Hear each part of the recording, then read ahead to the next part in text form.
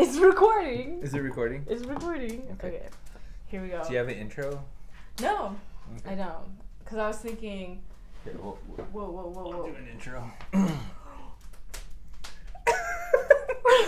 Yeah. I'm just so shook.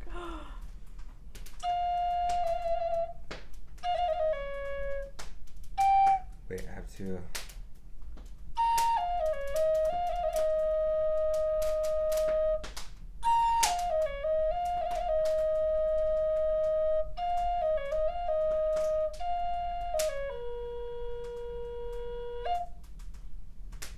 Welcome to Indigenous Excellence. Welcome. Ultimate Sacred Living. Ultimate Sacred We have Living. the fire in the back, the plant baby among us. Monstrous. No name. That's No the name next yet, episode. but next episode we'll drop the name.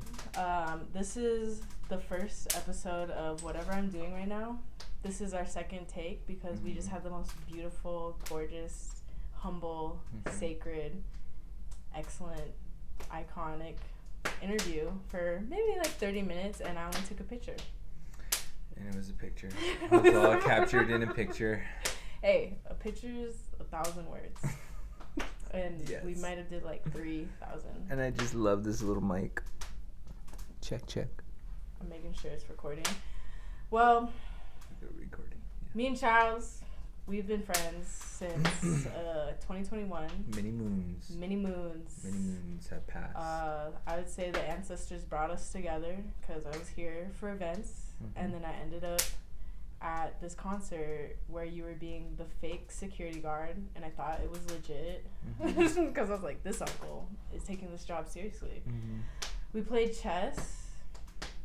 A most iconic chess game known in my life right now.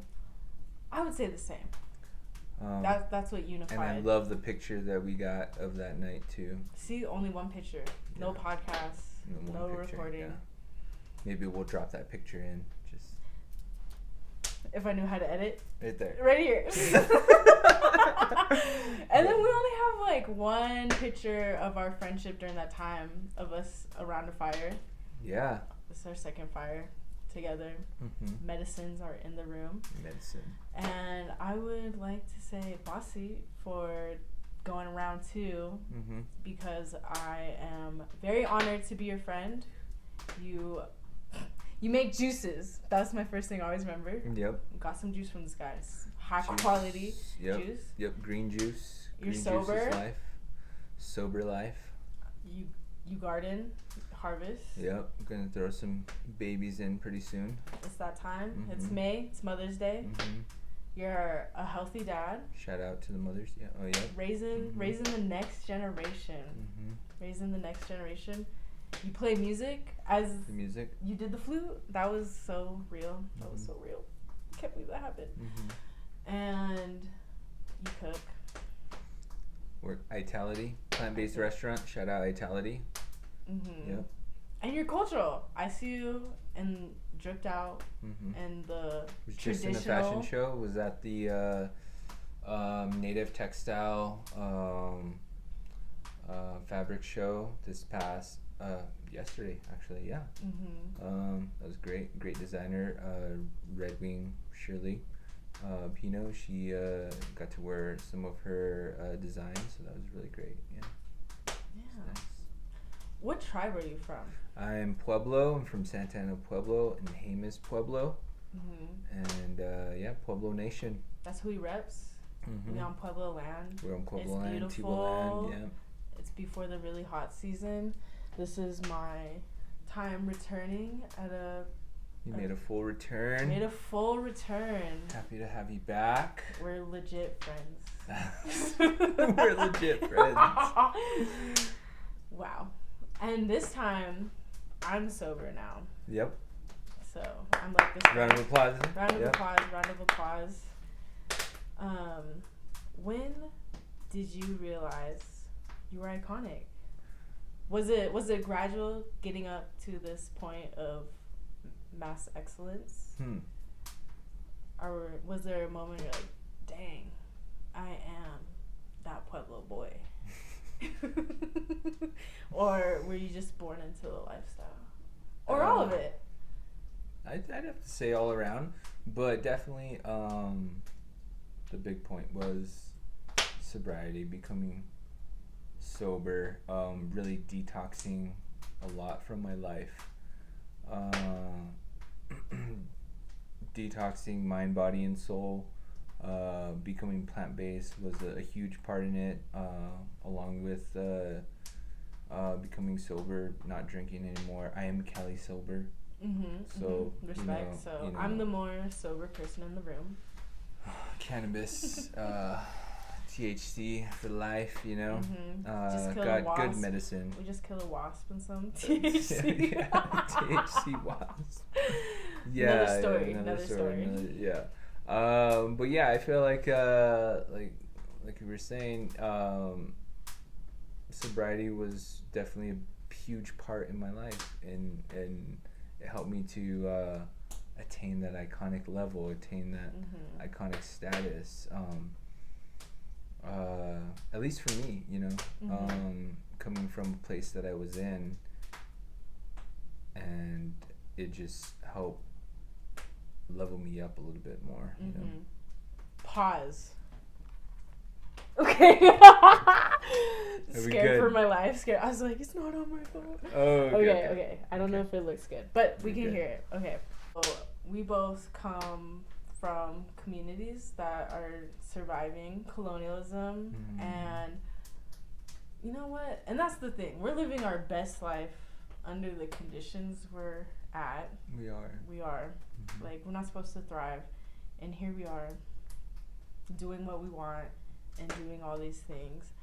And for me, because I grew up in a pretty toxic drinking culture and having that was the coping mechanism. I didn't understand that as a kid.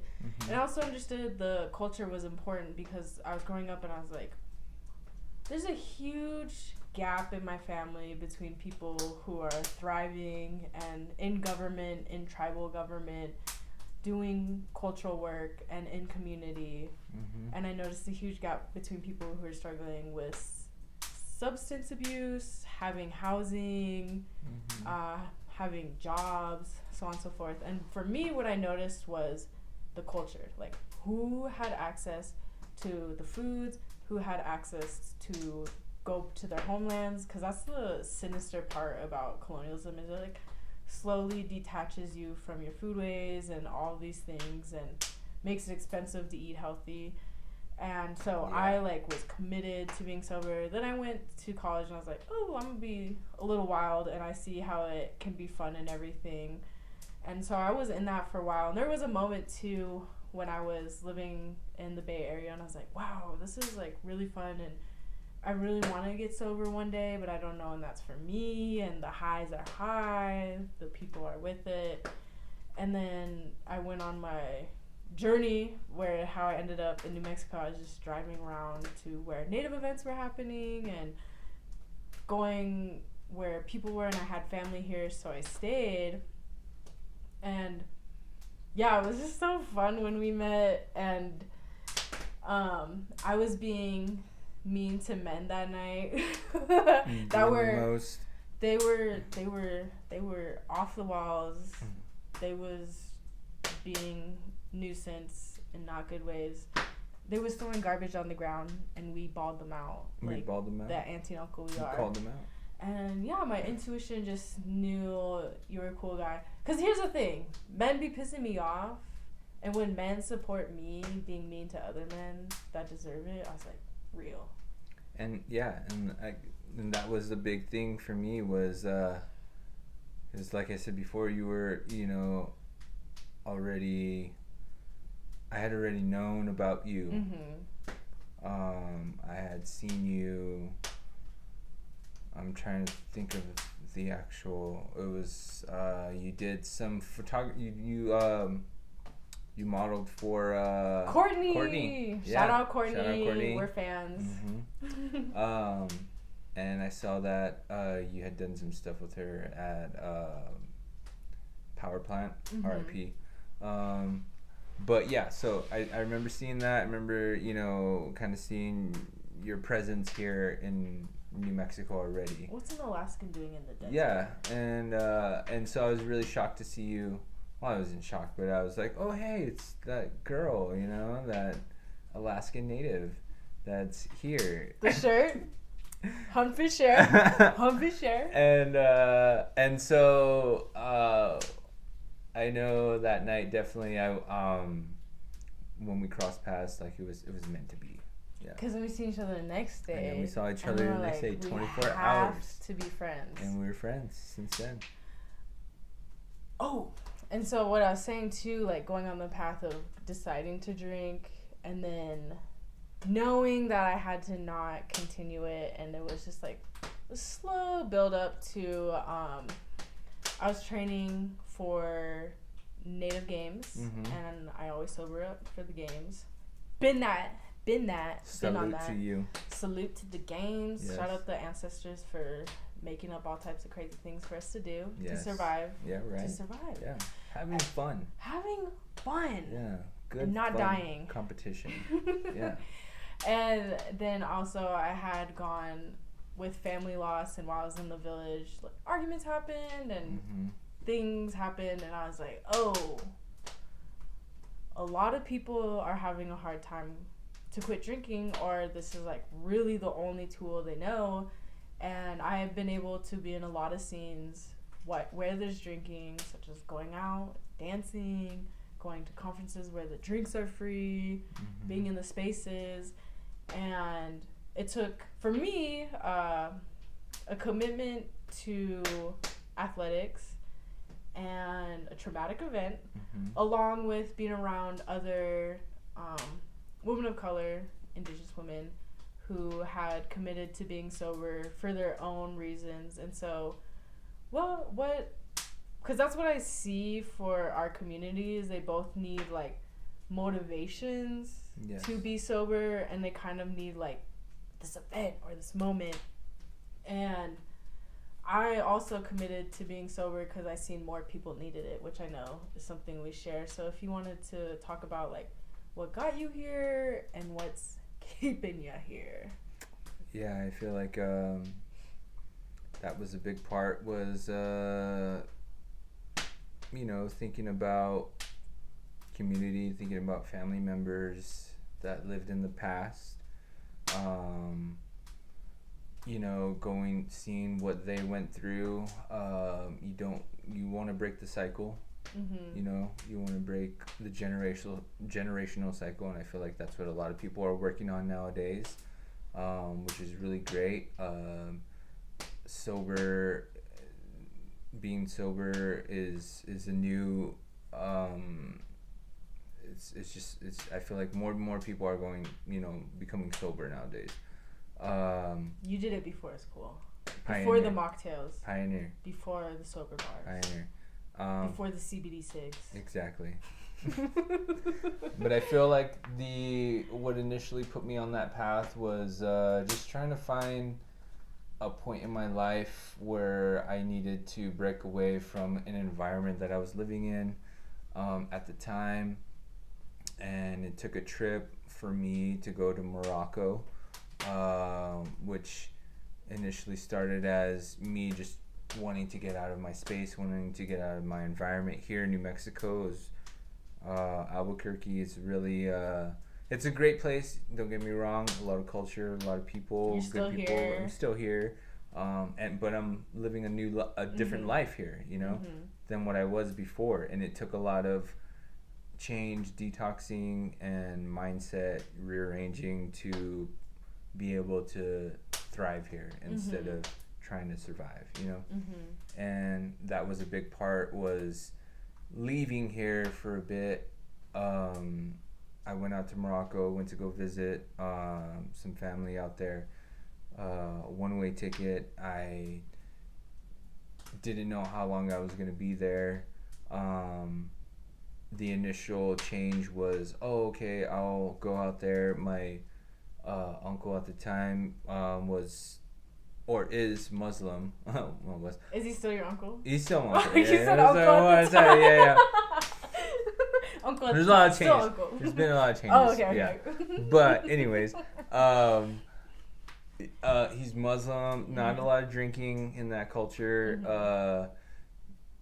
In Marrakesh, where I was, the tourists. It's really tourist place. So there is spots to drink, but there's not. It's not really like a drinking culture. That's for the tourists. For the tourists. That's not for the locals. Exactly. The people. Exactly. So it was really easy for me to be outside of that, to really, not, coming from a place here where it's like, at the time it's like, oh, let's go have a drink. It was like that was the thing to do. Let's go meet up. Let's go have a drink. Let's go get a drink here. Let's go get a drink there.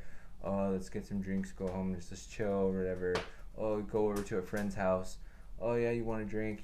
It's just like everywhere. It's easy to make it the center and not put in the extra effort to actually build relationships. Exactly. And so if you did the extreme of like going to another country, going to another country. And how long were you there? I was there close to a year. So, honestly, you gotta get extreme with it. That's what we're saying. Okay, so continue. And so I was 3 months in. I didn't know. I was like, maybe when I do go back, I'll drink when I get back. It'd be nice to like meet up with friends. Oh, you've been a while for a long time. Welcome back. Like, let's go get a drink. With the bros. Exactly, brews with the bros. But the more and more that I didn't drink, I just felt better. I felt great, and this was just for me. Not everyone's the same, but for me, I felt like I was really doing something positive in my life, and it felt great, and I just wanted to continue that feeling. I felt like that sacred sense levels. of sacred level going up sacred level rising, and I did get that sense of like I was better than the next person because of that, But humble. We're at a humble state now. But you can be better and humble. Exactly. But I felt like I was going through that, and I was like, and it just motivated me more to to keep that feeling of like I want to be this. I want to do this. I want to keep this sense of clarity in my head. It goes along with all that, thoughts and actions and how you do things, and ultimately what made me think about it even more was, again, like past family members that I wish I could have, at least given that knowledge to, or shared this experience that I was having back then, because I lost people back then that, to alcohol, and I unnecessarily that could be living here today, still thriving, and so that was a big thing, was thinking about them, and even family members up to recently now. Like I've lost people just in the past year, like and it's just sad. So it was hard. It was hard to really come back into this space and be sober and continue to be sober, but the challenge motivated me even more to live in this space and take up space and to remain that mindset of being sober and ultimately being a father. I became a father at that time, so that was a really big thing. Like, who do I want to be in this little girl's life? What type of person do I want to show her, as she grows up? What type of memories does she want to see of me, and experiences do I want to give her, and so that was a really big thing, was just being a better person overall, and that's what's kept me, I feel like, up until now, And I say you're a very intentional, healthy eater, and you eat the foods you harvest, and you're vegan. So did that come with being sober, or was that before? It came. I feel like it came all together at once. I had a cousin that was in Morocco at the time, and he was in his early phases of being plant-based. But he's younger than me, and he had gone through a transition out of high school, very young, he had friends that were vegan, wanted to change their lives in that way. And when I got to Morocco, he noticed my condition, and I just, I wasn't the healthiest person at the time. He said, "Get your bread up." He's like, yeah, what's up with you? yeah. He really, said, he was a very influential person. Kept it real. Kept it real. I love him, Zachary. He's one of those shout outs people in my life that really planted that seed, in me. And I thank him a lot every day. I have him to thank, for bringing me to this point.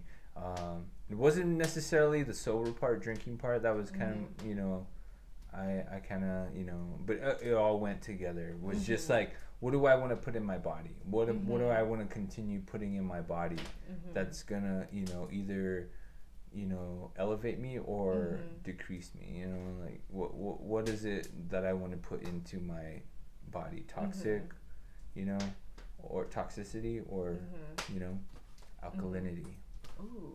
Say that word again. Alkalinity. Ooh. Ooh. I would say too, when you said it all came together at once, and I've talked about this many times, but when I came to New Mexico, that was like a really big point for me, because I had modeled for the first time. I had started a film class. I had started my career, and just the people who were around me were all like my uncle I was living with. Shout out Uncle Paul, Sarah, baby Hannah, love you guys.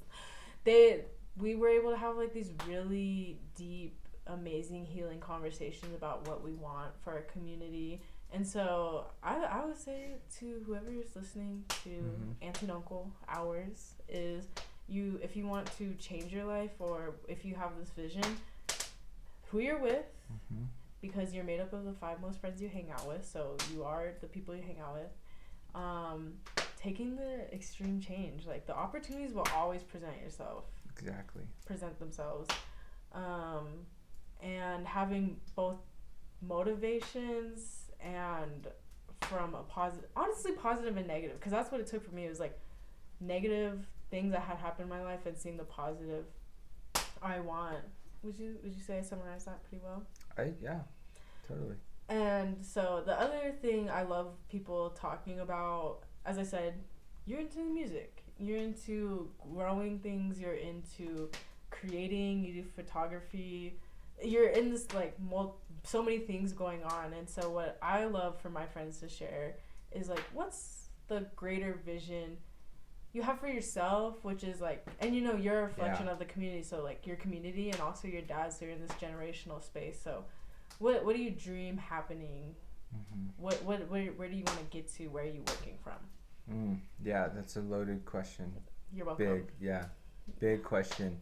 And you're humble enough to answer it. You're sacred enough to answer it.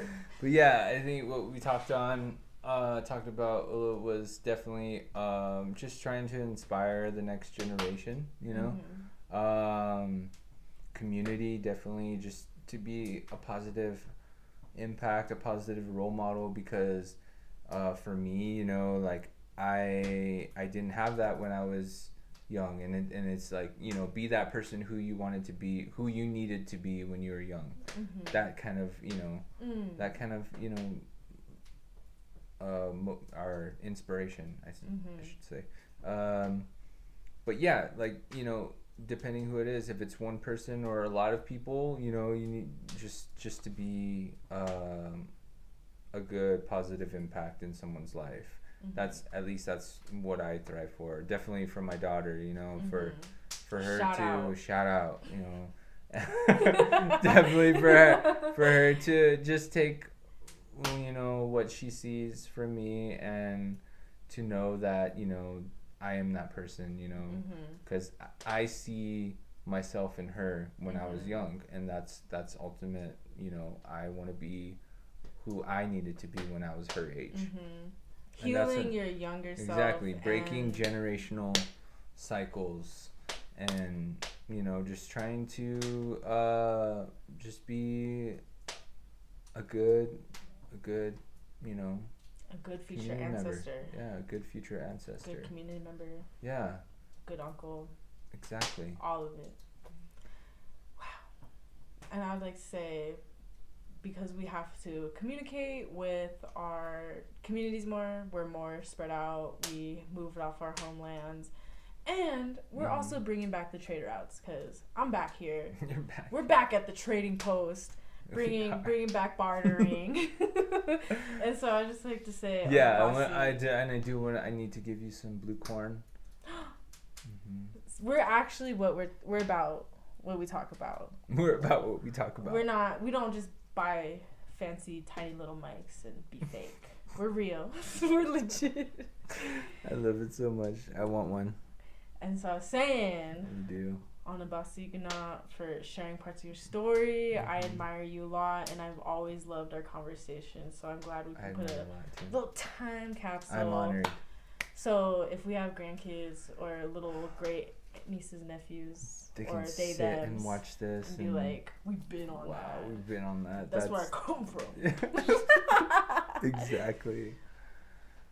It's been great. Any last advice? Any plant your plugs? seeds. Plant your seeds. Plant your seeds. It's May. It's May. It's Mother's Day. It's Mother's Day. Mother Shout Earth. out Mother Earth. Mother Earth.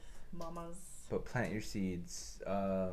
You know, positively plant your seeds in everywhere you go. I know you do. You planted a seed here, and I'm grateful for love what it's been growing into. Take 2. Done. We did it. We did it. Please be recording still. Yeah.